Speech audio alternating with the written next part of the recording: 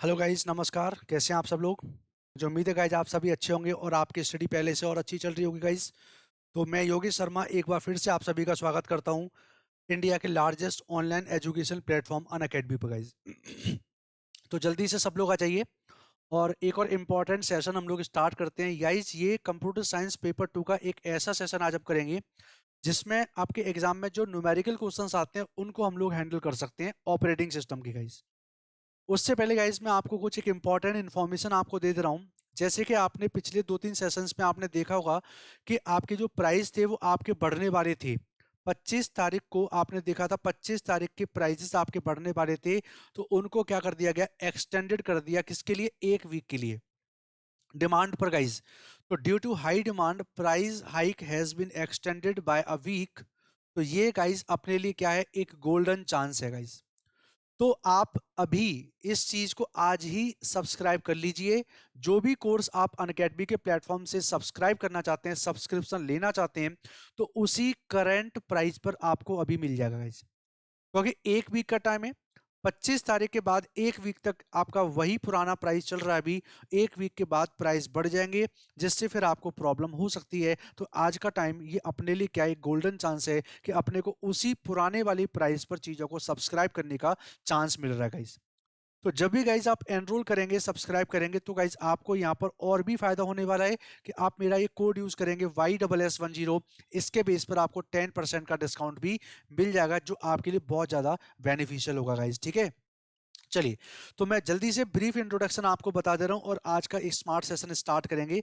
जैसे कि गाइज मेरा नाम आपको दिख रहा है योगेश शर्मा, और मेरा qualification guys BSc IT MCA and Oracle certification किया हुआ है गाइज। और 8 से ज्यादा सालों का मुझे टीचिंग का एक्सपीरियंस है गाइज। ठीक है। और कई सारे स्टूडेंट को मैंने यहाँ पर गाइड किया हुआ है कि एक पर्टिकुलर एग्जाम को किस तरीके से क्रैक करते हैं, क्या क्या प्लानिंग होती है, क्या क्या स्ट्रेटेजी होती है, वो हर चीज मैंने आपको यहाँ पर डिक्टेट करता हूँ। क्योंकि ये मैं कर सकता हूँ क्योंकि मैंने खुद भी कई सारे एग्जाम्स को क्रैक किया हो, तो मुझे पता है कि किसी भी एग्जाम को क्रैक करने के लिए क्या क्या प्लानिंग की रिक्वायरमेंट होती है। ठीक है गाइज।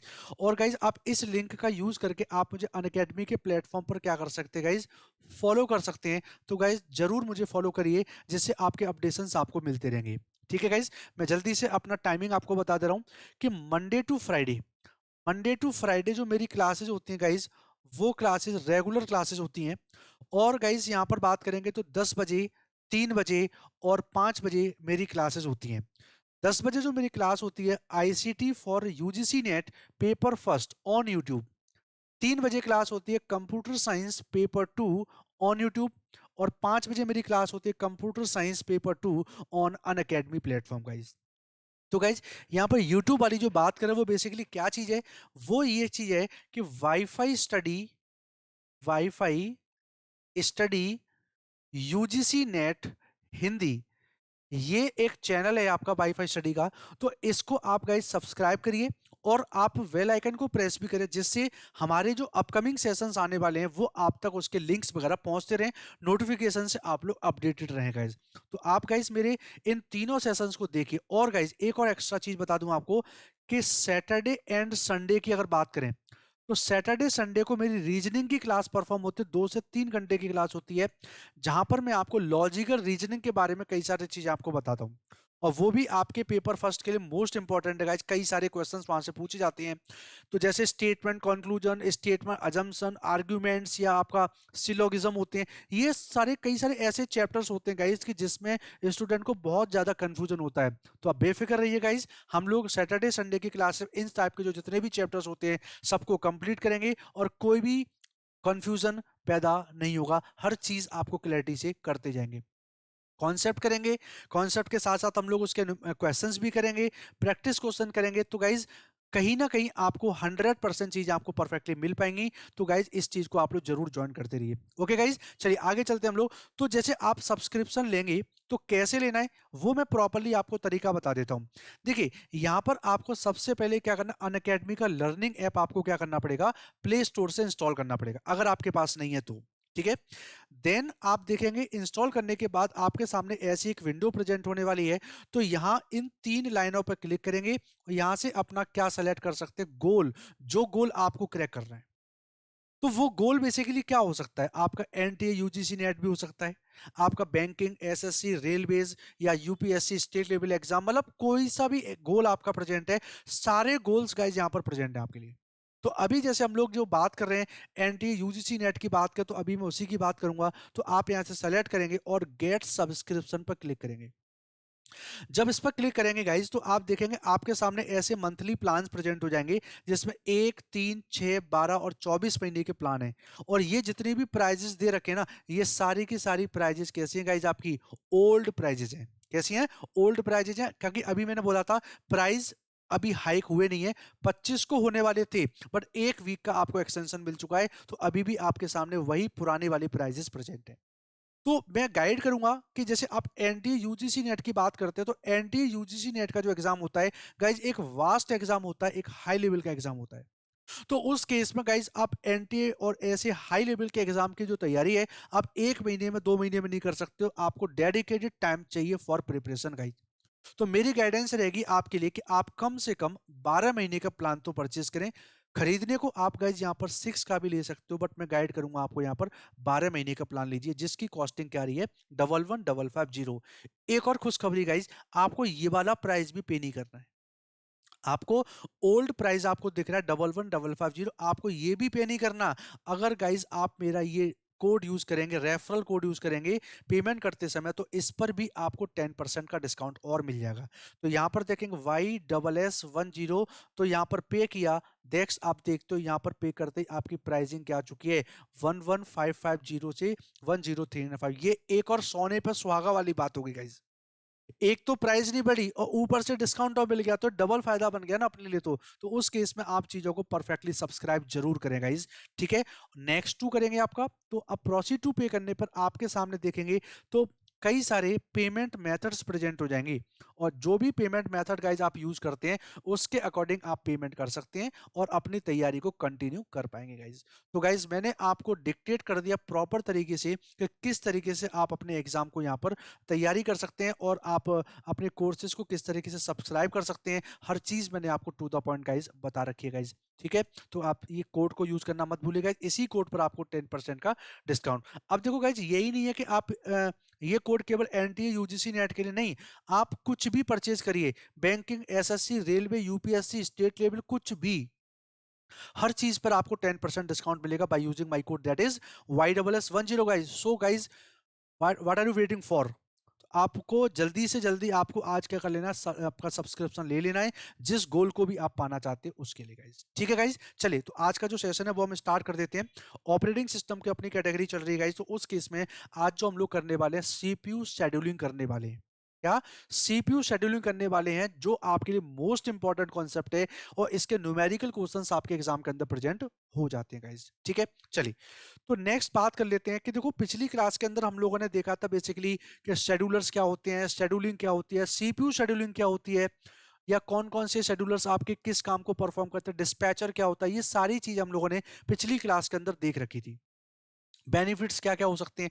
तो आज जो गाइज हम लोग करने वाले हैं वो सीपीयू शेड्यूलिंग का one of the most important, that is scheduling criteria, कि हम लोग या आपका जो शेड्यूलर है वो किस तरीके से पता लगाएगा कि ये वाली एल्गोरिथम लें या फिर ये वाली एल्गोरिथम लें, या कौन सी एल्गोरिथम से हमारे सिस्टम का काम परफॉर्म फर्स्ट क्लास टाइमली हो सकता है। तो ये क्या क्या क्राइटेरिया हो सकते हैं गाइज, वो सारे क्राइटेरिया मैं आपको यहां पर बताने की कोशिश करता हूं। चलिए गाइज, तो स्टार्ट कर लेते हैं सीपीयू शेड्यूलिंग क्राइटेरिया। देखिए, यहां पर कंडीशन क्या है कि many criteria have been suggested for comparing CPU scheduling algorithm. The criteria include the following, मतलब यहाँ पर सीपीयू की शेड्यूलिंग को जो एल्गोरिथम होती है उनको सेलेक्ट करें, कंपेयर करें कि कौन सी एल्गोरिथम बेस्ट है। उसके लिए अपने पास में कई सारे क्राइटेरिया प्रेजेंट हैं। तो कौन कौन से हैं वो आपके नीचे दे रखे हैं। तो सबसे पहला क्राइटेरिया होता है कौन सा आपका गाइज? सीपीयू यूटिलाइजेशन, आपका सीपीयू प्रॉपर्ली यूज होना चाहिए। नेक्स्ट है आपका थ्रूपुट, आउटपुट देने की जो कैपेसिटी आपकी पर यूनिट टाइम आपकी अच्छी होनी चाहिए। Next is turn around time, ये क्या होता है अभी हम लोग देखेंगे। नेक्स्ट इज वेटिंग टाइम, और लास्ट इज आपका रेस्पॉन्स टाइम। तो ये बेसिकली आपके 5 क्या बता रखे हैं शेड्यूलिंग क्राइटेरिया आपके बता रखे हैं। तो ये चीजें आपको समझना बहुत जरूरी है। और कई बार गाइज होता क्या है कि देखो स्टूडेंट आपके एकदम हाई फाई स्टडी करने को रेडी रहते हैं बट बेसिक से नहीं पढ़ते हैं। तो मैं आपको गारंटेड आपको बेसिक से पढ़ाने की कोशिश कर रहा हूँ। जीरो लेवल से हम लोग अपर लेवल तक चलेंगे जहां तक अपने एग्जाम में क्वेश्चन प्रेजेंट हो जाते हैं गाइज। तो मैं उम्मीद करता हूँ गाइज ये सब चीजें आपको अच्छे से समझ में आएंगी गाइज। तो मेरी रिक्वेस्ट है आप लोग इस सेशन को जितना ज्यादा हो सके आप क्या करेंगे गाइज, शेयर कर दीजिए, जिससे और भी लोग यहाँ पर प्रॉपर्ली कनेक्टेड हो सके गाइज। और आपका सेशन और भी ज्यादा क्या बन जाएगा, रेस्पॉन्सिव सेशन बन जाएगा। क्योंकि गाइज आप खुद भी जानते हो कि अगर मान लो एजुकेटर बोलता रहे बोलता रहे बोलता रहे, आपकी तरफ से जब कोई रेस्पॉन्स अगर नहीं आता, तो नेटवर्किंग के अंदर आपने पढ़ा होगा कि सिंगल साइडेड जो कम्युनिकेशन होते हैं वो आपके इफेक्टिव नहीं होते हैं। कम्युनिकेशन वही इफेक्टिव होता है जो सामने से चीजें प्रेजेंट होती हैं। मैंने पूछा कि आपको समझ में आ गया, तुरंत आपने दिया कि हाँ बिल्कुल समझ में आ गया, देन आपका एक रेस्पॉन्सिव सेशन की बात ही अलग होती है। तो क्या जल्दी से आप सेशन को शेयर करिए और सब लोग ज्वाइन हो प्रेजेंट यहाँ पर। जल्दी से हम लोग आगे चलते हैं। तो देखिए सबसे पहला जो criteria that is CPU utilisation. तो ये बेसिकली होता क्या है, देखिएगा यूनी प्रोग्रामिंग और मल्टी प्रोग्रामिंग में मैंने आपको बताया था कि यूनी प्रोग्रामिंग के अंदर एट अ टाइम केवल एक ही प्रोसेस आपकी एग्जीक्यूट होती है। बट मल्टी प्रोग्रामिंग का केस हम फिर लेके क्यों आए थे, फायदा तो उसमें भी हो रहा था। तो वहां पर बेसिकली क्या दिक्कत थी कि यूनी प्रोग्रामिंग के अंदर जो आपकी मेमोरी के अंदर ये आपका मान के चलिए ऑपरेटिंग सिस्टम और केवल एक ही प्रोसेस प्रेजेंट है। तो जब ये एक प्रोसेस को सीपीयू मिल जाता है और सीपीयू उस प्रोसेस को एग्जीक्यूट करता है, तो जब सीपीयू प्रोसेसर के पास में, तो रैम के पास तो कुछ है नहीं अब। तो यहाँ पर क्या हुआ, जब इस प्रोसेस को इनपुट आउटपुट की रिक्वायरमेंट होती है तो ये तो कहाँ चली जाती है, इनपुट आउटपुट के लिए। तो जब इनपुट ऑपरेशन परफॉर्म होता है उस टाइम पर सीपीयू क्या बन जाता है, आइडियल बन जाता है। तो यही अपना ड्रॉबैक था किसका, सीपीयू अपने यूनी प्रोग्रामिंग का।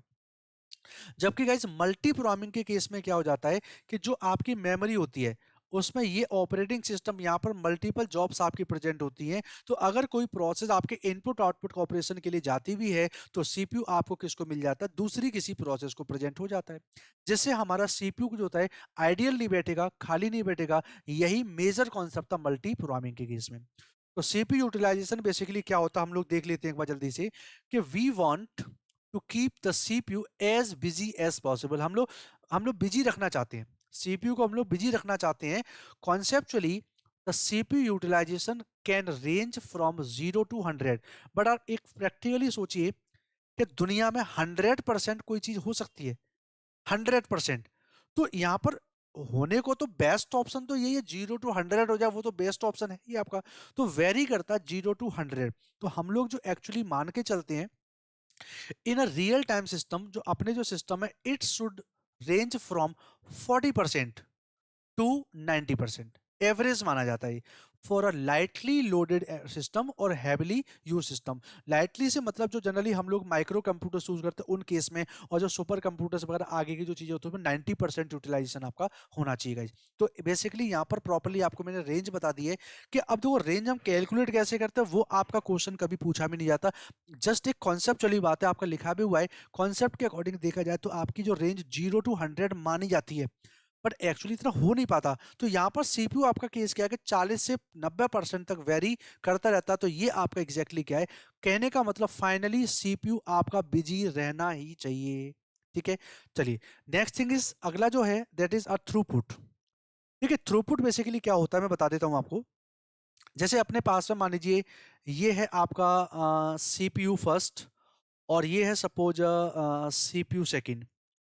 तो ये वाला सीपीयू पर सेकंड 10 इंस्ट्रक्शन एग्जीक्यूट करता है और ये वाला सीपीयू पर सेकंड आपका 20 इंस्ट्रक्शन एग्जीक्यूट करता है। तो अब समझिए कि एक सेकंड में 20 इंस्ट्रक्शन, एक सेकंड में 10 इंस्ट्रक्शन, तो किसका आउटपुट ज्यादा है, ये आपका थ्रूपुट अच्छा दे रहा है। तो थ्रूपुट का मतलब क्या होता है, पर यूनिट टाइम के अंदर सीपीयू की एफिशिएंसी को चेक करना कि वो पर यूनिट टाइम में कितना काम परफॉर्म कर रहा है वो। ठीक है, तो यहां पर बात करते हैं कि if the CPU is busy to executing process then work is being done. अगर सीपीयू आपका उस काम में बिजी है दैट मींस अपना काम हो रहा है, तो उस केस में बात करेंगे one measure of work is the number of processes that are completed per unit time, तो कॉल्ड थ्रूपुट। तो बेसिकली ये एग्जैक्टली आपकी डेफिनेशन बन गई। तो यहाँ पर हम यही चेक कर रहे हैं कि जो आपका थ्रूपुट बेसिकली क्या होता है कि पर यूनिट टाइम के अंदर कितने ज्यादा नंबर वो प्रोसेस के एग्जीक्यूट कर रहे हैं, तो वही चीज क्या बन जाती है, आपकी थ्रूपुट बन जाती है। तो जैसे बोल सकते हैं कि एक प्रोसेसर ऐसा है जो 1 सेकंड में 10 प्रोसेस को एग्जीक्यूट कर रहा है, और दूसरा प्रोसेसर है वो 1 सेकंड में आपके 20 आपके जो प्रोसेस उनको, तो इसका थ्रूपुट अच्छा है। ठीक है गाइस, तो ये आप बता सकते हैं एग्जैक्टली। तो इसका मैं थोड़ा सा बताऊंगा।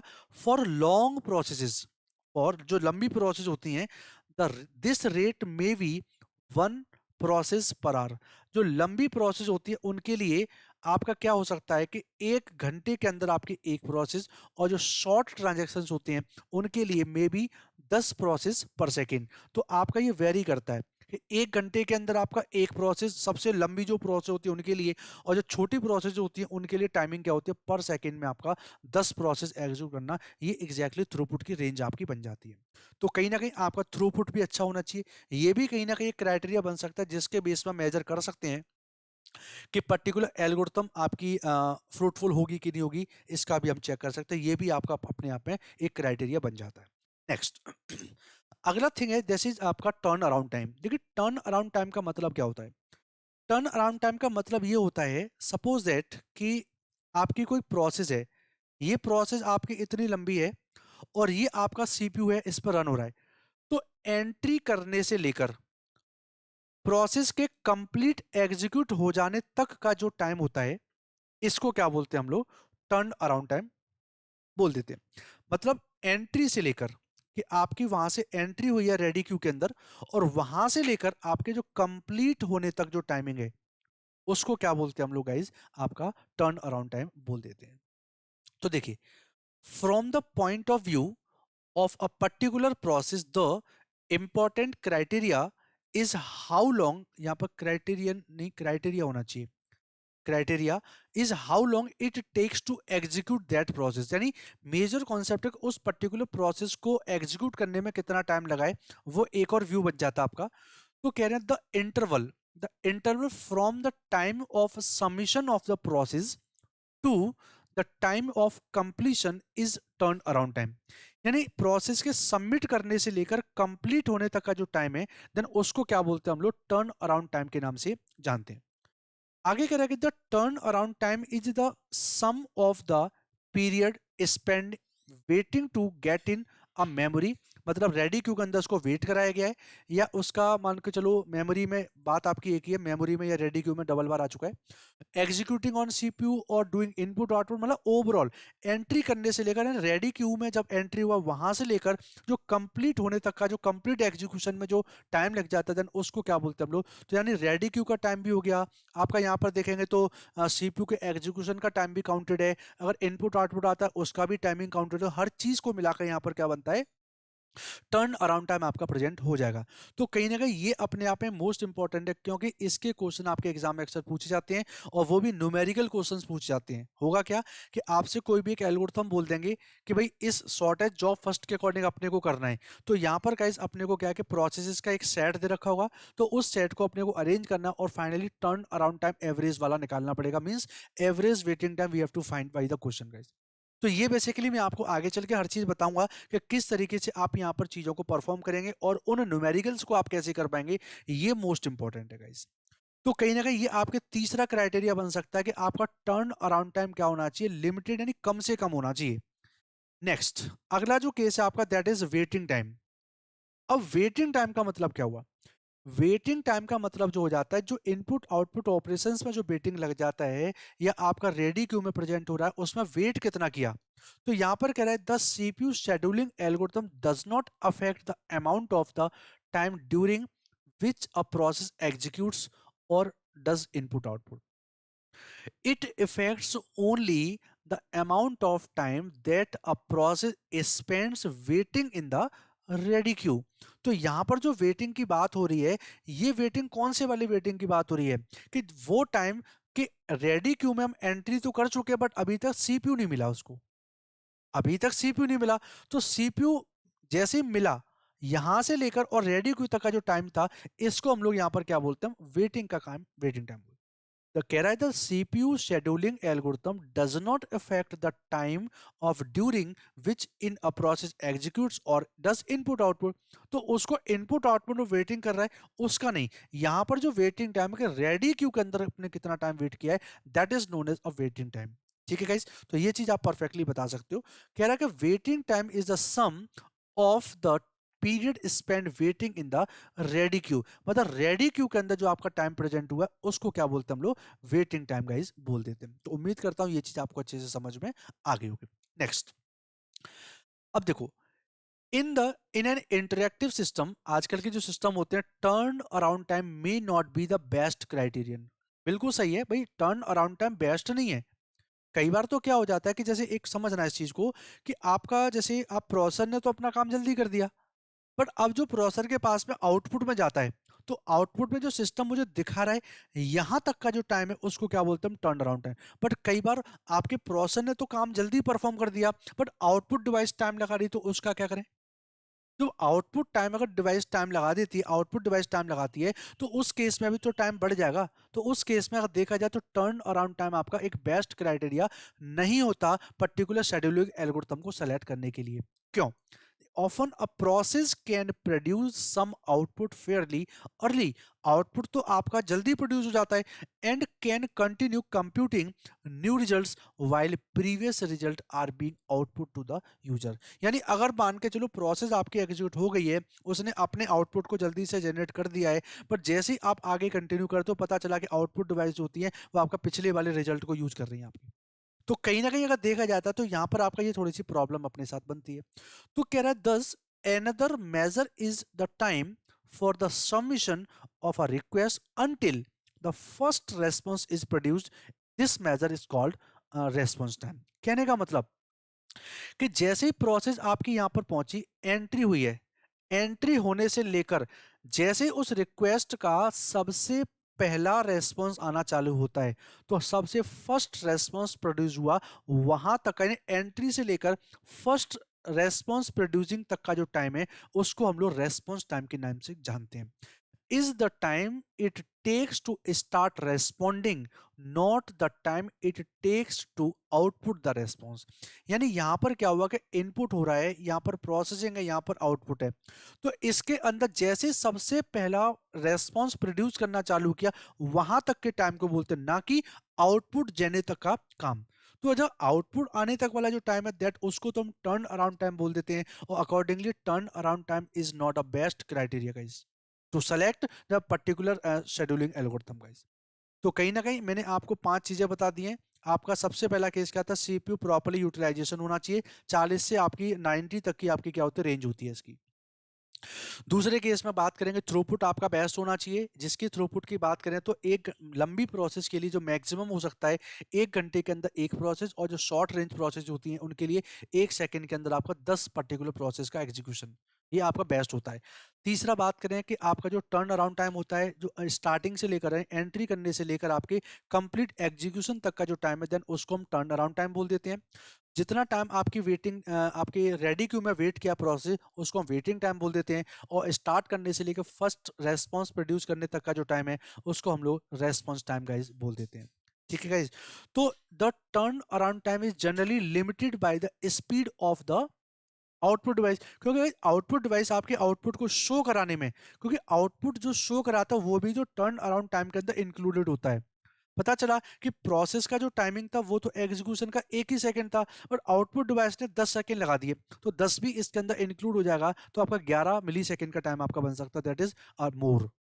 तो ये अपने लिए एक अच्छा क्राइटेरिया नहीं है, तो अपने लिए हम रेस्पॉन्स टाइम को, बट हाँ ये टर्न अराउंड टाइम आपके एग्जाम के अंदर जनरली पूछा जरूर जाता है।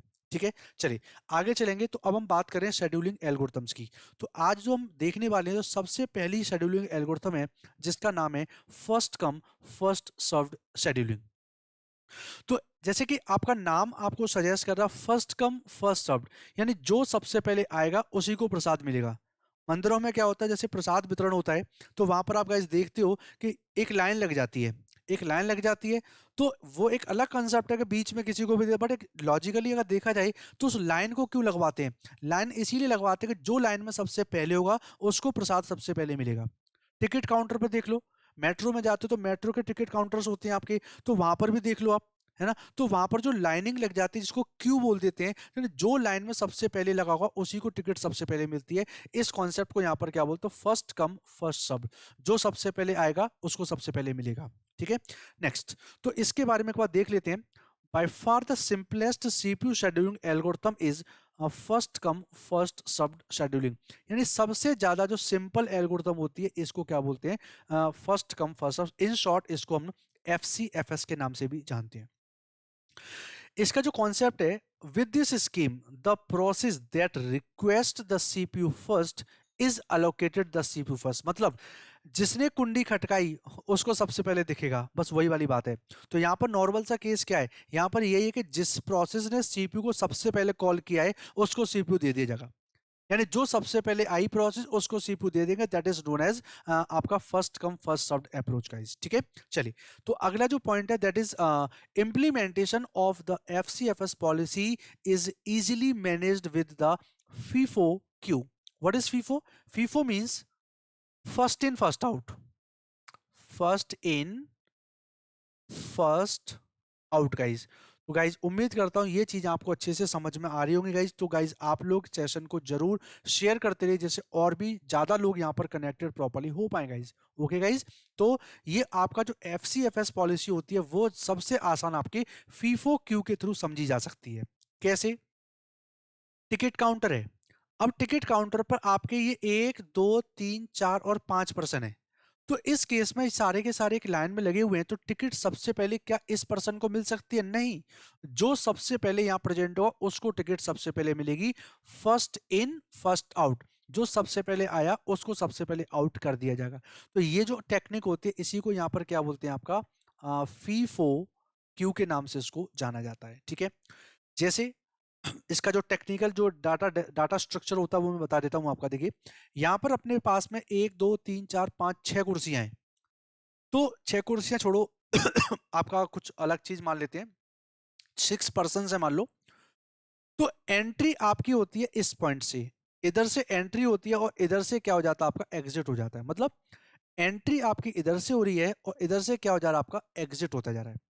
तो कहने का मतलब सपोज दैट कि first second third fourth fifth and six person है। अब जो सेवंथ पर्सन आएगा वो इस साइड में यहां पर ऐड होगा। बट अगर मान लो एक इसको टिकट मिल गई है तो ये पर्सन यहां से बाहर निकल जाता है, तब ये ब्लॉक खाली बनेगा, तो इसकी जगह पर क्या होगा, दूसरा पर्सन इधर आ जाएगा, तीसरा पर्सन इधर आ जाएगा, चौथा पर्सन इधर, पांचवा पर्सन इधर, छठवां पर्सन और सातवां पर्सन इस साइड में। तो इस केस में फर्स्ट इन फर्स्ट आउट का कॉन्सेप्ट है, यानी जो सबसे पहले प्रेजेंट होगा उसको क्या बोलते हैं आपका। तो जहां से बंदा अपनी सर्विसेज को एक्सेस करके निकल जाता है देन उसको क्या बोलते हैं हम, हेड या फिर उसको फ्रंट बोल देते हैं। और जहां से चीजें एंट्री करते हैं उसको टेल या फिर बैक बोल देते हैं। मतलब ये जो एंट्री कर रहे हैं ना, ये लेडी जो आपकी यहाँ पर एंट्री करी है दैट इज टेल यानी बैक, और ये पर्सन जो ये जो लेडी है वो टिकट लेके बाहर निकल जाएगी, दैट में इसको क्या बोलेंगे हम लोग, हेड और फ्रंट के नाम से इसको बता सकते हैं। तो इतना आई थिंक आपको परफेक्टली क्लियर हो चुका होगा।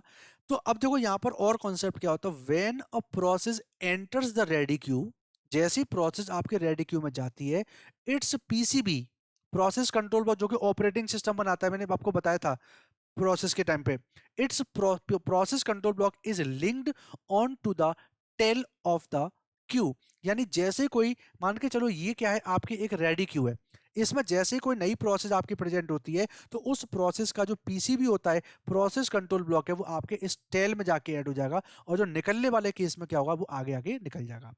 अगला जो केस देखो यहाँ पर क्या कर रहा है, when a CPU is free, when a CPU is free, तो यहाँ पर जैसे पर्सन CPU आपका फ्री करेगा तो it is allocated to the process at the head of the queue. यानी अब जो जैसे मान लो ये आपका CPU है, तो ये आपका CPU के पास है, तो CPU ने अपना काम कंप्लीट कर दिया, अब CPU खाली है, तो अब ये वाला जो है वो अगली प्रोसेस आपके इसके पास में आती रहेगी। तो ये जो कॉन्सेप्ट है इसको क्या बोलते हैं हम, हेड ऑफ द क्यू के केस में आपकी चीजें आती रहती हैं। तो ये बेसिकली दो अप्रोच हैं कि जैसे ही आपकी क्यू रेडी क्यू के अंदर प्रोसेस पहुंचती है, उसका PCB होता है ऐड होगा, वो तो टेल पर होगा, पर जैसे CPU जब फ्री होता है तो उस केस में जो नई प्रोसेस है वो आपके CPU को अलॉट कर दी जाती है, यानी हेड पर अलॉट कर दी जाती है। तो जो पहले आएगा उसको एग्जीक्यूशन हो जाएगा उसका, ठीक है।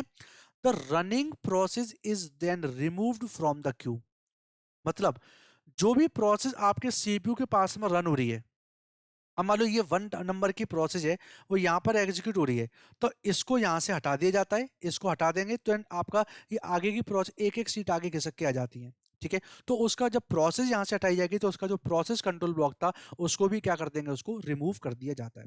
तो ये बेसिकली आपका एक बेसिक फंडामेंटल है जिसके थ्रू आप समझ पा रहे हो कि आपका एफसीएफएस टेक्निक काम कैसे करती है। तो इसके ब्याफर ये तो क्या बेसिक थ्योरी थी आपकी। अभी इसके ब्याफर गाइस जब अपने न्यूमेरिकल क्वेश्चंस पूछे जाएंगे देन उसको कैसे करते हैं मैं आपको बता दूं। ठीक है, वो कैसे करते हैं वो मैं आपको गाइड बताता हूँ, चलो। तो अब देखिए यहाँ पर आगे चलते हैं, एफसीएफएस जो आपकी शेड्यूलिंग है वो किस तरीके से इंप्लीमेंट होती है, क्या क्या और कॉन्सेप्ट होते हैं वो बताता हूँ आपको। The average waiting time under the FCFS policy is often long. मतलब एफसीएफएस जो पॉलिसी होती है, एफसीएफएस अप्रोच के अंदर जो आपका वेटिंग टाइम होता है वो सबसे ज्यादा हर जो एल्गोरिथम है उससे ज्यादा होता है। ठीक है, तो ये एक्चुअली एक अच्छी अप्रोच नहीं होती है। हम लोग एक न्यूमेरिकल छोटा सा करके देख लेते हैं। जैसे आप देखें process P1, P2 and P3, इसकी जो बस टाइमिंग दे रखी है, तो भैया बस टाइमिंग बेसिकली क्या होता है, ये कंप्लीट एग्जीक्यूशन टाइम होता है। क्या बोलते हैं इसको, कि आपकी P1 को कंप्लीट एग्जीक्यूट होने में 20 मिली सेकेंड्स की रिक्वायरमेंट होती है। यहाँ पर ये ब्रैकेट नहीं है, यहाँ पर आपका एमएस है, मिली सेकेंड। ठीक है, चलिए। और P2 को कंप्लीट होने के लिए 3 मिली सेकेंड चाहिए और P3 को कंप्लीट होने के लिए आपको 3 मिली सेकेंड चाहिए। तो बेसिकली वर्स्ट टाइमिंग क्या होती है आपकी, complete execution time for process. ठीक है, तो ये हम करते कैसे, क्या अप्रोच रहती है, तो इसके लिए जो एक कॉन्सेप्ट होता है, if the process arrives in the order of P1 then P2 then P3 and are served in the FCFS order. अगर इस अरेंजमेंट में आते हैं P1 फिर P2 P3, तो पहली प्रोसेस ये है, दूसरी ये है और तीसरी है, तो इनको हम लोग फर्स्ट कम फर्स्ट सर्व्ड के अकॉर्डिंग अलॉट करते हैं। तो अपने को पूछा क्या जाता है कि इस प्रोसेस के लिए सभी के लिए एवरेज वेटिंग टाइम सबका कितना हुआ। तो वो चीज को जानने से पहले गाइस हमें सबसे पहले इसका एक चार्ट बनाना पड़ता है, जिसको क्या बोलते हैं, हम गैंट चार्ट बोलते थे। तो प्रोसेस शेड्यूलिंग जो एल्गोरिथम्स होती हैं उनके लिए एवरेज टाइमिंग निकालना या टर्न अराउंड टाइमिंग निकालना, इनके लिए जो बेस्ट अप्रोच है दैट इज गैंट चार्ट। अब गैंट चार्ट बेसिकली क्या होता है वो मैं आपको यहाँ पर दिखा देता हूँ।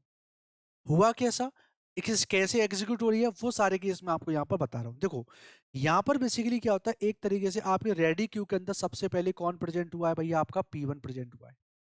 तो सबसे पहले जाहिर सी बात है भाई, जीरो टाइमिंग पर सीपीयू किसको अलॉट हो जाएगा, प्रोसेस P1 को। एक्चुअली हम लोग कौन सी प्रोसेस परफॉर्म कर रहे हैं, एफसीएफ है। सबसे पहले कौन आया, P1 आया। तो P1 को हमने क्या किया, सीपीयू अलॉट कर दिया और P1 अपना जीरो टाइम पे आपका एग्जीक्यूट होना चालू हो चुका है। तो इसको 24 सेकंड चाहिए, तो जीरो से लेकर 24 सेकंड तक कंप्लीट किया और P1 आपकी कंप्लीट एग्जीक्यूट होके टर्मिनेट हो चुकी है।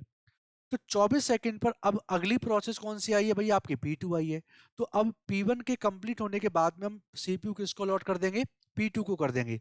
तो 24 में आपका 3 जोड़ देंगे तो 27 हो जाएगा और 27 की टाइमिंग पर देखेंगे तो P2 भी आपका कंप्लीट होके पार निकल जाएगी।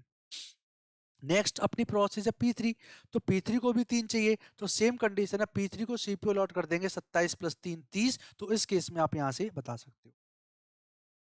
क्लियर, तो ये बेसिकली होता है आपका गैंट चार्ट। तो यहाँ पर टाइमिंग के अकॉर्डिंग हम लोग बता पा रहे हैं कि प्रॉपर्ली आपकी जो प्रोसेस होती है वो आपके कितने कितने टाइम के अंदर आपकी एग्जीक्यूट हो चुकी है और कितने कितने टाइमिंग पर सीपीयू मिला हुआ है, वो सारा केस आप बता सकते हैं।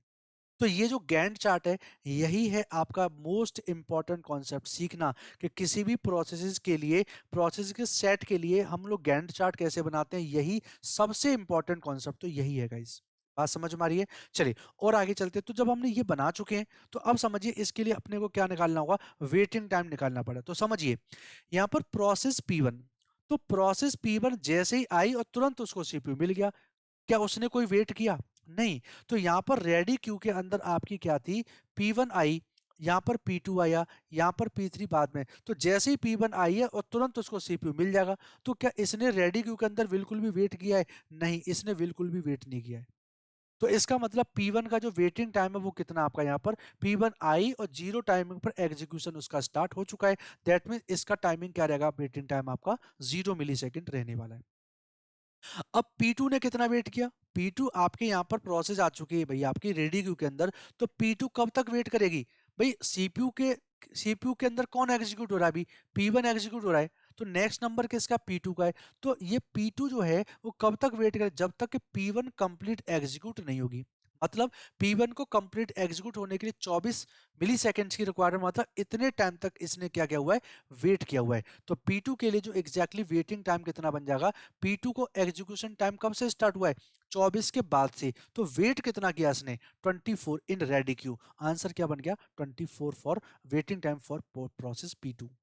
ऐसे P3 के केस में देखें, अच्छा P3 ने कितना वेट किया हुआ है, भाई P2 ने P2 को और P1 को, यानी P1 का वेटिंग टाइम और प्लस P2 का वेटिंग टाइम, यानी इतना टाइम वेट किया किसने, P3 ने P3 को एग्जीक्यूट करने के लिए। तो इसने कितना 24 हो गया, यहाँ पर 3 27, तो P3 के लिए यहाँ पर 27 आपका क्या है, वेटिंग टाइम प्रेजेंट होगा। दैट मीन्स यहाँ पर टाइमिंग देखो क्या रहा आपका, 27 आपका वेटिंग टाइम है P3 के लिए। तो आपको मैं मतलब उस पर्टिकुलर एकदम जीरो से हर चीज टू द पॉइंट आपको बताने की गाइज कोशिश कर रहा हूं, और मुझे पूरी उम्मीद है गाइज आपको अच्छे से चीजें समझ में आ रही होंगी। तो गाइज आप लोग रेगुलरिटी से प्रॉपर्ली आप रेस्पॉन्स देते रहिए, जिससे कि चीजें आपको अच्छे से समझ में आती रहे गाइज। और रेस्पॉन्सिव क्लास एक बहुत इंपॉर्टेंट होती है, तो आप रेस्पॉन्स गाइज करते रहिए। और गाइज अगर आपको चीजें समझ में आ रही है तो आप इन चीजों को शेयर भी करिए, जिससे और भी ज्यादा लोग यहाँ पर प्रेजेंट हो सके गाइज, और सेशन को और ज्यादा अच्छा बना सके। तो अब गाइज हम लोगों ने क्या कर लिया भाई, P1 P2 और P3 का वेटिंग टाइम निकाल दिया। तो हमसे पूछा क्या जाता है, एवरेज वेटिंग टाइम पूछा जाता है। तो जब इन तीनों टाइमिंग का एवरेज निकालेंगे, तो आप देखेंगे एवरेज कैसे निकलता है। तो आप जानते ही हो, जैसे कि आप देखेंगे तो 0 प्लस 24 प्लस 27 डिवाइडेड बाई 3, तो 17 मिली सेकेंड आपका क्या बन जाता है, एवरेज वेटिंग टाइम बन जाता है बाई यूजिंग FCFS ऑर्डर। अगर इन प्रोसेस को P1 P2 P3 के अकॉर्डिंग हम लोग एग्जीक्यूट करवाते हैं, तो आपका एवरेज वेटिंग टाइम कितना है रेडी क्यू में, 17। क्योंकि P1 ने कितना किया हुआ भैया, 0 किया हुआ है, P2 ने कितना किया हुआ आपका यहाँ पर 24 सेकंड, और P3 ने कितना किया हुआ है 17। तो अगर कोई पूछा P2 का वेटिंग टाइम, तो जस्ट आपका ये वाला टाइमिंग है। इसके लिए आप टाइमिंग की बात करें तो इसके लिए जस्ट ये वेटिंग टाइम है, और इसके लिए टाइमिंग की बात करेंगे तो आपका ये वेटिंग टाइम है। तो इन चीजों को प्रॉपर्ली आप ध्यान रखेंगे, तो इस तरीके से आप क्या निकाल पाए, वेटिंग टाइम निकाल पाए किसका, फर्स्ट कम फर्स्ट अप्रोच का यूज करके। इस न्यूमेरिकल का आंसर आपका कितना आ गया, 17 मिली सेकेंड है। तो बताइए, क्या अब बताओ ये चीज आपको क्लियर हो चुकी कि नहीं गाइस, परफेक्टली क्लियर हुआ कि नहीं हुआ, एक बार मुझे बताइए आप लोग सब। कोई भी प्रॉब्लम हो, कुछ भी हो, आप मुझे टू द पॉइंट बताएंगे गाइस, तभी मुझे समझ में आएगा कि चीजें आप तक पहुंच रही हैं या फिर नहीं पहुंच रही। चलिए और आगे चलते हैं हम लोग नेक्स्ट। तो देखिए ये जो केस बन गया, अब देखो वही एक और न्यूमेरिकल है। तो जैसे आपने देखा था यहाँ पर पिछली वाली स्लाइड में कि FCFS पॉलिसी के अकॉर्डिंग देखते हैं तो आपका टाइमिंग क्या होता है, आपका वेटिंग टाइम ज्यादा निकल के आता है, एवरेज वेटिंग टाइम बहुत ज्यादा निकल के आ जाता है। तो देखें अगर हम इस ऑर्डर में किए तो आपका वेटिंग टाइम इतना निकल के आ रहा है। तो अब देखो, अब दूसरे ऑर्डर में करते हैं हम लोग। देखो समझना ध्यान से, आपका वही सेम न्यूमेरिकल, बट इस बार हम लोग क्या करना चाह रहे हैं, if the process arrives in the order P2। तो सबसे पहले मान के चलते हैं कि P2 पहले आई थी, है ना। तो आपकी मान लो पहले P2 आई है, देन आपका P3 आया हुआ है, और देन आपका यहाँ पर सॉरी ये 2 नंबर पे प्रेजेंट होगा, 2, और ये आपका है 3 नंबर पे। तो अगर इस तरीके से अगर आती है प्रोसेस, देन आपका वेटिंग टाइम क्या होगा। तो चलिए इसके लिए वेटिंग टाइम का हम गैंट चार्ट बना लेते हैं। तो चलिए गाइस हम लोग एक बार गैंट चार्ट बना लेते हैं यहाँ पर, तो देखते हैं क्या, जीरो टाइमिंग पर आपकी कौन आई है, आपकी P2 आई है, और P2 को कंप्लीट एग्जीक्यूट करने के लिए 3 चाहिए। तो यहाँ पर P2 को CPU मिल जाएगा, और 3 टाइमिंग तक अपना वो P2 कंप्लीट होके आउट निकल जाएगी। देन आपका कौन आया, P3 आया हुआ है, तो P3 को यहाँ पर हम CPU दे देंगे, और यहाँ पर 3 के बाद में 3 सेकंड और लगेंगे, मतलब 6 मिली सेकंड का टाइम लग गया, और P3 एग्जीक्यूट हुई और बाहर निकल जाएगी। इसके बाद अब जो आई थी आपकी P1, जिसके लिए टाइमिंग बस्ट कितना आपका 24 है, तो 6 में अब 24 अगर जोड़ देते देन आपका वो क्या बन जाता आपका 30। तो 30 टाइमिंग के अंदर देखेंगे तो P1 आपकी कंप्लीट एग्जीक्यूट हो चुकी है। तो इसके अकॉर्डिंग देखेंगे तो गाइज आप कैलकुलेट करके देखिए, यहाँ पर देखो इसका गैंट चार्ट मैंने आपको बता दिया है। तो जो मैंने आपका बनाया हुआ दैट सेम टू सेम वही है आपका यहाँ पर। तो मैं अपने वाले को यहाँ से हटा देता हूँ। देखिए P2 यहाँ पर लिखा हुआ है, P2 मैंने भी लिखा हुआ है, 0 से 3, 3 to 6 और 6 to 30। तो इस केस में आपका जो एग्जैक्टली है वो आपका देखो, आपका ये गैंट चार्ट बन के आ गया। तो अगर अब मैं यहाँ पर P2 की बात करता हूँ, तो P2 का जो वेटिंग टाइम होगा वो कितना होगा, P2 आया और तुरंत आपका एग्जीक्यूशन चालू, दैट मीन्स यहाँ पर इसका 0 मिली सेकेंड का टाइमिंग हो जाएगा।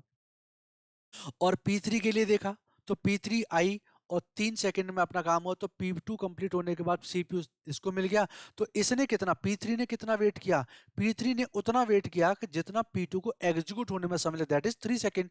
तो अब देखेंगे तो P3 के लिए जो टाइमिंग बनेगी वो आपका 3 सेकंड है।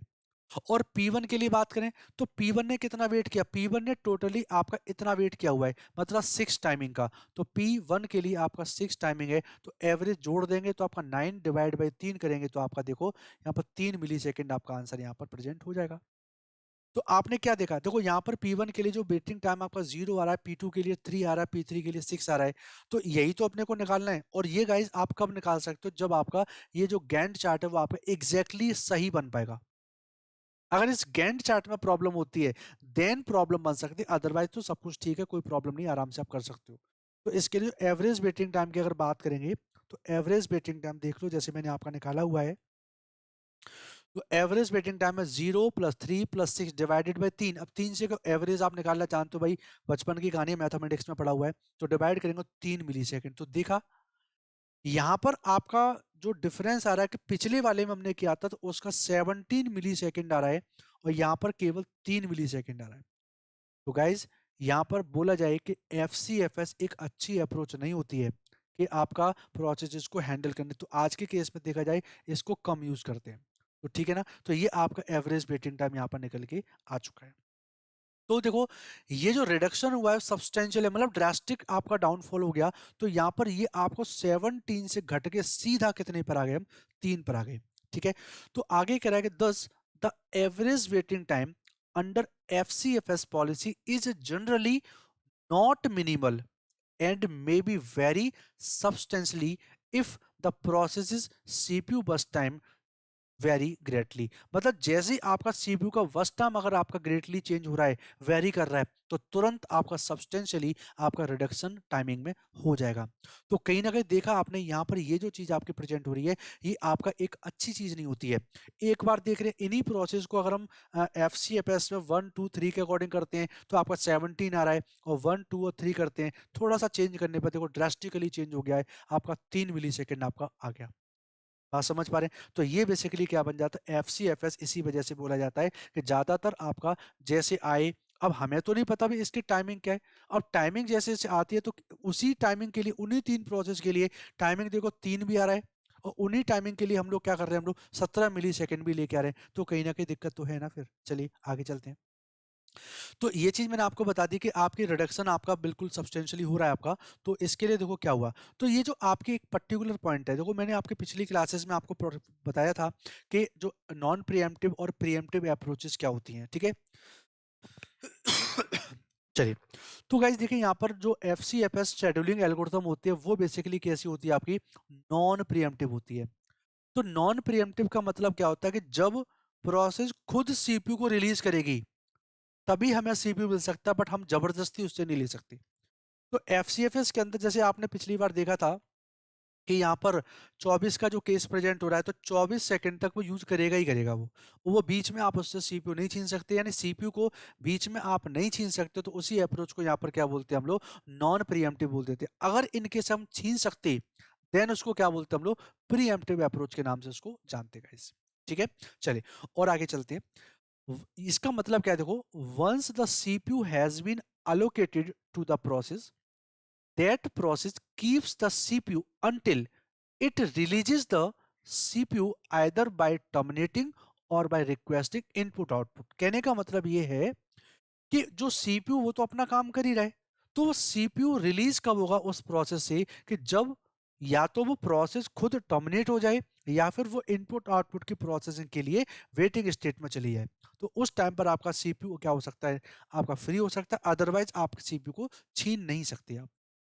तो वही कह रहा है कि जब प्रोसेस आपकी यहाँ पर टर्मिनेट हो जाए या फिर इनपुट आउटपुट की रिक्वेस्ट करते हैं, केवल इन दो सिचुएशन के अंदर सीपीयू आपका फ्री हो सकता है और किसी दूसरी प्रोसेस को हम अलॉट कर सकते हैं। आगे कह रहा है कि द FCFS एल्गोरिथम इज दस particularly troublesome for time sharing system. तो ये एक बहुत बड़ा चेंज है। यहाँ पर दिक्कत क्या है, टाइम शेयरिंग सिस्टम के अंदर तो आपका एफसीएफ बिल्कुल भी काम नहीं करेगा, क्योंकि टाइम शेयरिंग के अंदर क्या था कि टाइम शेयरिंग में बोलते हैं कि सीपीयू आपका हर प्रोसेस के पास में पर्टिकुलर टाइम के लिए पहुंचना चाहिए। जबकि अगर पहली प्रोसेस को 24 सेकंड चाहिए, अगर टाइमिंग कंट्रोल अगर आपने वाले 2 मिली सेकंड का दे रखा है, तो ये एफसीएफएस के अंदर तो आप देखेंगे ये 24 सेकंड तक कंटिन्यू करता रहेगा। तो 24 सेकंड तक करें तब तक ये सारे के सारे प्रोसेस क्या करेंगे, वेट करेंगे, और आपके सिस्टम प्रॉपर्ली टाइम शेयरिंग के केस में काम नहीं कर पाता। where it is important that each user get a share of CPU at regular interval। मैं वही कह रहा हूं कि यहाँ पर अगर 24 तक के लिए हम लोग रेगुलरिटी से उसको सीपीयू दे देंगे, और अगर प्रोसेस उस सीपीयू को फ्री नहीं कर रही है, तो आपका जो 2 सेकंड वाला जो टाइमिंग पल्स था वो आपका वेस्ट हो जा रहा है, और सिस्टम के अंदर time sharing scenario properly execute हम नहीं कर पा रहे। तो कहीं ना कहीं फाइनली बोला जाए कि एफसीएफएस जो होती है वो एक अच्छी एल्गोरिथम नहीं मानी जाती है, क्योंकि वो आपका नॉन प्रिएम्प्टिव होती है गाइस। तो इतना उम्मीद कर रहा हूँ आपको ये चीज आपको अच्छे से समझ में आ गई होगी। ठीक है गाइस, और आगे चलते हैं। It would be disasters to allow one process to keep the CPU for extended period. मतलब अगर मान के चलिए कि सिस्टम में, टाइम शेयरिंग सिस्टम में हर प्रोसेस को एग्जीक्यूट करने के लिए 2 मिली सेकेंड का टाइम दे रखा है, तो अब इसको चाहिए कितना, 24 चाहिए, इसको 6 चाहिए, इसको आपको मान लीजिए 2 सेकंड चाहिए। तो अगर सीपीयू इसको दे दिया, तो 2 सेकंड के बाद भी अगर उसको यूज कर रहा है प्रोसेसर, जो प्रोसेस आपकी 24 सेकंड के लिए है, और टाइमिंग आपको 2 सेकंड उसको मिलना था सीपीयू को, बट क्या है कि 2 सेकंड से ज्यादा भी अगर प्रोसेस एग्जीक्यूट होती है, तो उस केस में अपने सिस्टम में क्या आ सकता है, डिजास्टर आ सकता है। मतलब कोई भी प्रॉब्लम अपने सिस्टम में आ सकती है, हैंगिंग प्रॉब्लम आ सकती है, या कोई भी सर्विस आपकी डिस्ट्रॉय हो सकती है, वो कुछ भी आपके सिस्टम में परफॉर्म हो सकता है, क्योंकि यहाँ पर हम सीपीयू को लिमिटेड टाइम से ज्यादा भी हम एक्सटेंड करके उसको अलॉट कर रहे हैं। तो यहाँ पर बात बस वही आ रही है कि अब 24 सेकंड वाली जो बात थी, आप 2 सेकंड से ज्यादा अगर हम उसको देते, तो उस केस में अपने सिस्टम में और भी चीजें दिक्कत में आ सकती है। तो ये बेसिकली फंडामेंटल किसका था आपका, बता सकते हैं। तो कन्वे इफेक्ट क्या होता है, कन्वे इफेक्ट में आपको बता देता हूँ वो बेसिकली क्या है। बड़ा अच्छा इफेक्ट है, देखो ध्यान से देखना। If processes with higher burst time arrived before the process with smaller burst time. जैसे कि अभी आपका हुआ था P1 P2 एंड P3, ये इसका है 24, इसका 3 है, इसका 3 है। अगर हायर वस्ट वाली, ज्यादा वस्ट वाली जो प्रोसेस अगर आती है पहले कम वस्ट वाले से, then a smaller process have to wait for the long time for longer process to release the CPU। तो यहाँ पर इन वाली जो प्रोसेस है, कम समय वाली जो प्रोसेस है, इनको ज्यादा लंबे समय तक क्या करना पड़ेगा, वेट करना पड़ेगा। तो उस केस में कहीं ना कहीं आपका ये एक इम्पैक्ट अच्छा नहीं आता सिस्टम पर, और सिस्टम आपका ट्रूली अच्छा काम नहीं कर पाए, और खासकर टाइम शेयरिंग जो सिस्टम होते हैं उनके अंदर तो ये बिल्कुल भी नहीं कर पाएगा ये। बात समझ पा रहे हैं? तो गाइज ये जो चीजें मैंने आपको बताई हैं, टू द पॉइंट आपको चीजें बताती हैं, ये सब चीजें आपके लिए बिल्कुल यूजफुल साबित होने वाली है। तो गाइज आप मेरे सेशंस को शेयर करते रहिए गाइज, आप रेगुलरिटी से सेशन को देखते रहिए, और आपको टू द पॉइंट में आपको एग्जाम ओरिएंटेड चीजें बता रहा हूँ, जो आपके एग्जाम के लिए बहुत ज्यादा इंपॉर्टेंट है। ओके, चलिए आगे चलते गाइज हम लोग। तो नेक्स्ट कंसेप्ट क्या है, देखो अब ध्यान से समझिए, एक और न्यूमेरिकल क्वेश्चन है अपने पास में। तो वो बेसिकली क्या कह रहा है कि भाई आपका P1 P2 P3 P4 P5, और ये अराइवल टाइम है, मतलब रेडी क्यू के अंदर आपका जो आने का टाइम प्रेजेंट होता है, 2 सेकंड में आ गई है, 3 सेकंड में आ गई है, इस तरीके से अराइवल टाइम है, और ये उनका है बस टाइम। तो अब इसके अकॉर्डिंग अपने को कैलकुलेट करना है। तो यहाँ पर हम लोग क्या करना चाह रहे हैं, calculate the average waiting time and average turn around time if FCFS algorithm is followed. तो यहाँ पर अपने को एवरेज वेटिंग टाइम भी निकालना है, और एवरेज टर्न अराउंड टाइम भी निकालना है, किसका यूज करके, एफसीएफएस का। तो चलिए आइए देखते हैं गाइस।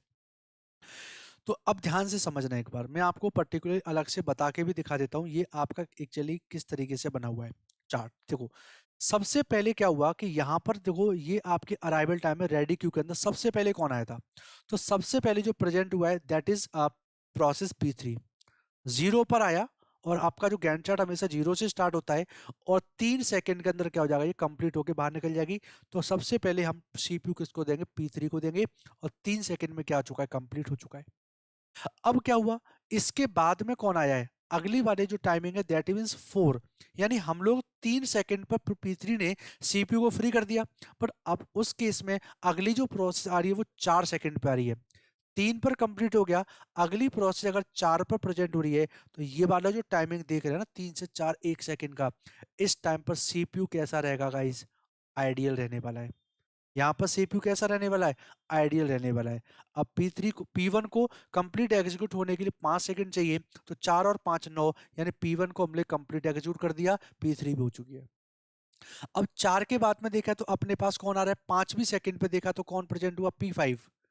अब देखो 5वीं सेकंड पे प्रेजेंट हुआ है, तो जब उस टाइम पे आपकी जो P1 प्रोसेस एग्जीक्यूट हो रही है तो उसको हम रोक तो सकते नहीं है, क्योंकि एफसीएफएस तो आपकी नॉन प्रीएम्प्टिव अप्रोच है। तो अब क्या होगा? P1 के बाद में हम सीपीयू किसको दे देंगे? अगला जो टाइमिंग है आपका तीसरी प्रोसेस को, यानी पहले ए आई है, दूसरे ये प्रोसेस है और तीसरी कौन सी आपकी ये। तो उस केस में 4 तक आपकी एग्जीक्यूट हो, तो 9 और 4 13, मतलब P5 आपकी कंप्लीट एग्जीक्यूट होके निकल चुकी है। देन आफ्टर अब अगला कंसेप्ट किसका भी? P2 का और P6 का, तो ये दोनों आपकी टाई हो रहे हैं, इक्वल हो रहे हैं। तो अब इन दोनों में से जो सबसे पहले आया हुआ, तो सबसे पहले कौन आया? आपका P2 प्रेजेंट हुआ है, तो ये आपका चौथे नंबर की प्रोसेस, इसको 4 सेकंड का टाइम चाहिए, तो 13 और 4 17, मतलब P2 भी एग्जीक्यूट हो गई। और फिर आपका देखें तो आपका P4 की रिक्वायरमेंट है, तो P4 भी आपका यहाँ पर एग्जीक्यूट हो चुका है 2 सेकंड के टाइमिंग में। तो आपका ये क्या बन गया? गैंट चार्ट प्रेजेंट हो गया। तो उम्मीद है गाइज आप इस तरीके से गैंट चार्ट को बनाएंगे, ये हर चीज आपके लिए बहुत ज्यादा यूजफुल साबित होगी, क्योंकि देखो ये प्रैक्टिस जितना करोगे उतना ही अच्छा रेस्पॉन्स आएगा, और प्रैक्टिस नहीं करोगे देन उस केस में प्रॉब्लम बनेगी आपके साथ। ठीक है, तो मैंने आपको गैंट चार्ट प्रॉपर्ली बता दिया किस तरीके से गैंट चार्ट बनता है। आगे चलते हैं। तो इसमें ये जो शेडेड पार्ट आपका दिख रहा है, क्योंकि इस टाइम पर 3 से 4 के केस में भाई ये आपका 0 पर आई है और 3 सेकंड तक आपका बिजी रहा था सीपीयू। अब 3 सेकंड कंप्लीट करने का अगली प्रोसेस तो 4 पर आ रही है ना, तो 3 से लेकर 4 तक का जो गैप है, उस टाइम में आपका सीपीयू क्या आपका आइडियल पोजीशन में रहा है, ये आपका ऐसी कंडीशन भी प्रेजेंट हो सकती है गाइस। ठीक है, तो देखिए यहाँ पर बेसिकली क्या होगा कि आपका सेम वही गैंट चार्ट मैंने यहाँ पर एक्सेस किया हुआ है, तो यहाँ पर आप फॉर्मूले याद रखेंगे। तो फॉर्मूले बेसिकली क्या बन जाते हैं? टर्न अराउंड टाइम क्या होता है? Completion time minus arrival time. जैसे कि अगर बात करें हम P1 की, अगर बात करते हैं तो P1 के लिए जो टर्न अराउंड टाइम प्रेजेंट होने वाला है, तो P1 कंप्लीट कब हुआ है? P1 जो कंप्लीट हुआ आपका 9 पे कंप्लीट हुआ है।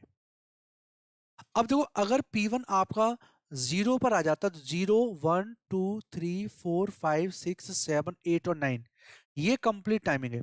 बट P1 अगर 0 पे आ जाता तब तो पूरा टाइम आपका काउंट हो जाता 9 second turn around time. But ये 0 पे कहाँ था? P1 जो प्रेजेंट हुआ था वो तो आपके 4 सेकंड पे हुआ था, दैट मीन्स यहाँ से स्टार्ट होगा। तो यहाँ पर आपने सीपीयू को एंट्री करी है और यहाँ पर कंप्लीट एग्जीक्यूट हुआ, तो ये टाइमिंग कितना हो गया आपका? आप बता सकते हो। तो कंप्लीशन टाइम आपका 9 बन गया, अराइवल टाइम कितना आपका? 4 बन गया, आंसर 5 आ जाएगा। ऐसे करके आप वेटिंग टाइम निकालें, तो वेटिंग टाइम कैसे निकाल सकते हो उसका भी समझ लो। P1 है, अब P1 का वेटिंग टाइम कितना होगा ये बताओ? टर्न अराउंड टाइम कितना था? इतना ही तो था। अब इसमें से देखा तो इसका वर्स्ट टाइमिंग कितना था? P1 को कंप्लीट होने के लिए 5 सेकंड की रिक्वायरमेंट थी और 5 ही सेकंड आपके सीपीयू में रही थी, तो उस केस में 5 माइनस के 5 कर देंगे तो आंसर आपका 0 आ जाएगा। तो ये दो फॉर्मूले हैं जिनके बेस पर आप क्या कर सकते हो? प्रॉपर्ली अपना टर्न अराउंड टाइम और वेटिंग टाइम आप कैलकुलेट कर सकते हो।